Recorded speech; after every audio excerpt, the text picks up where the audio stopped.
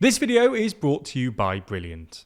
Ever since Serbian President Aleksandar Vučić came to power over a decade ago, corruption levels have soared, democratic institutions have been eroded, and media freedoms have been curtailed to the point that Freedom House no longer considers Serbia a democracy, but rather a transitional or hybrid regime, somewhere in between democracy and an autocracy. However, despite Serbia being an EU candidate country, the EU has kept quite quiet over these issues, and even arguably facilitated them. So in this video, we're going to have a look at how the EU has been soft on Serbia, how this ties into recent protests in Serbia over the proposed lithium mine, and whether this might change in the future. Before we start, if you haven't already, please consider subscribing and ringing the bell to stay in the loop and be notified when we release new videos. So let's get straight into it. In recent years, there have been multiple moments when the EU has threatened to impose sanctions on Vučić's regime, but the bloc has never actually followed through. For instance, the EU has refrained from sanctioning Vučić and his government, who've consistently refused to implement sanctions against Russia since the start of Russia's war in Ukraine, the only EU candidate country not to do so. Then, more recently this year, the EU didn't sanction Serbia in any way, despite condemning Serbia's national and local elections as unjust and lacking in real political alternatives. Conversely, the EU has proved remarkably willing to impose sanctions on Kosovo, which declared independence from Serbia in 2008, but hasn't been recognised by the Serbian government. Last summer, the EU hit Kosovo with multiple restrictive measures, following an outbreak of violence in the Serb-populated north. And this month, the EU has said it's considering imposing further measures following multiple controversial actions taken recently by Pristina authorities. This summer, the EU even removed visa requirements for Kosovo Serbs travelling through the Schengen zone, sparking outrage in Pristina. So why has the EU been unable to simply put its foot down? Well, the way we see it, the EU has developed somewhat of a quid pro quo relationship with the Serbian government. In the past, the main rationale for keeping Vučić on side was regional stability in the Balkans. What we might describe as the EU's appeasement policy towards Serbia can be seen as a response to an anxiety in Brussels that Vučić might tilt further towards Russia and China if the EU took a tougher stance. This fear became particularly pronounced after Russia's full-scale invasion of Ukraine. The EU made courting Vučić a priority amid lingering concern that Moscow could seek to stir up animosities in Bosnia-Herzegovina and Kosovo, both of which have Serb populations. For the West, unrest in southeastern Europe would be extremely unwelcome at a time when the EU already has a heck of a lot on its plate. However, while Vučić does regularly play the nationalist card to shore up his domestic support on the right, most recently by hosting a pan-Serb meeting in Belgrade, so far he's nonetheless done just enough to maintain peaceful relations in the region. In this sense, Vučić has become somewhat of a reliable partner for the EU. However, in recent years and months, two other explanations for the EU's appeasement policy have come to the fore. Serbia's potential role in the European Green Deal, mostly centred around its lithium reserves, and its role in stemming Europe's migrant crisis. Let's start with lithium. The next couple of years are likely to see an explosive growth in demand for lithium, which is used in most batteries. To prevent the EU becoming dependent on outside countries, especially China, the bloc has set a goal that at least 10% of Europe's raw materials should come from local supplies. But the problem is, no one wants a massive mine in their backyard.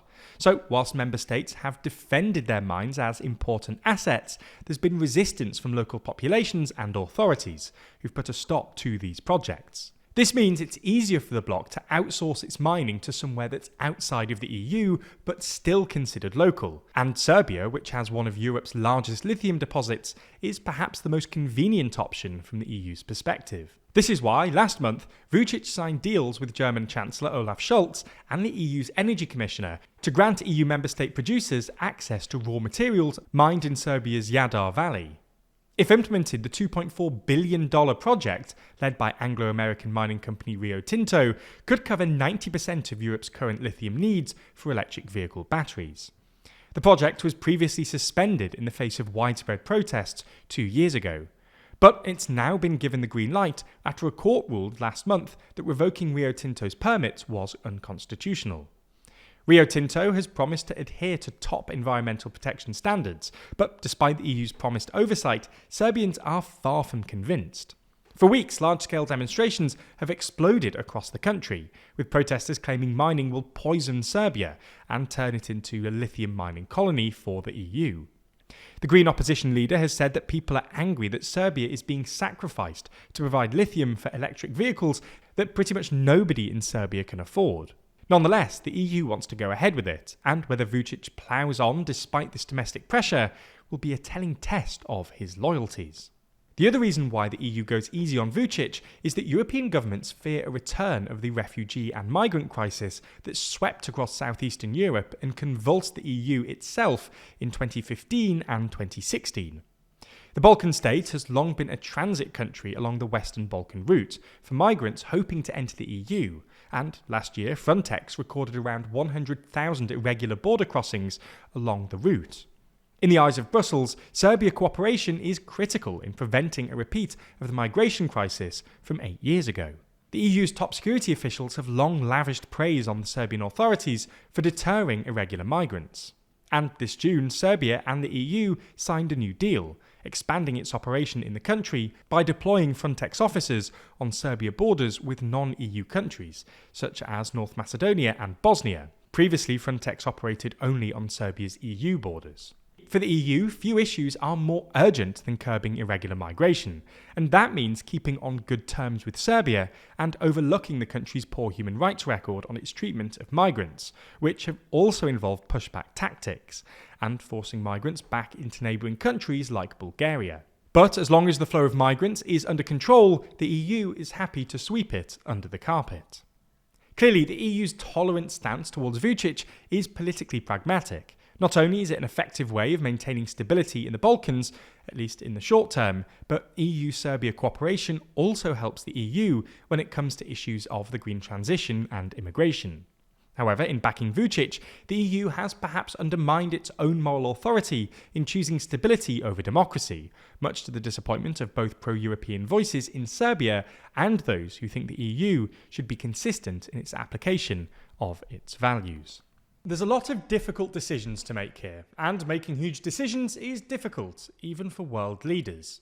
The good thing is that Brilliant is where you learn by doing, with thousands of interactive lessons in maths, data, programming, and AI.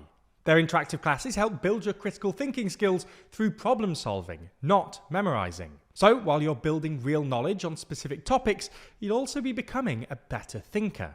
For instance, their Predicting with Probability course can help you better understand and assess the world around you. You can learn to wrangle massive datasets, compare distributions, and master fundamental concepts like Bayes' theorem. That might sound a little technical, but with their active learning, you learn this by answering questions like which airline is least likely to have a delay due to weather, and how much more unruly airline passengers have gotten since the pandemic. Data skills are absolutely necessary for navigating the modern world, and Brilliant is the best way to get them. To try everything Brilliant has to offer for free for a full 30 days, visit brilliant.org/TLDR, or click the link in the description. You'll also get 20% off an annual premium subscription.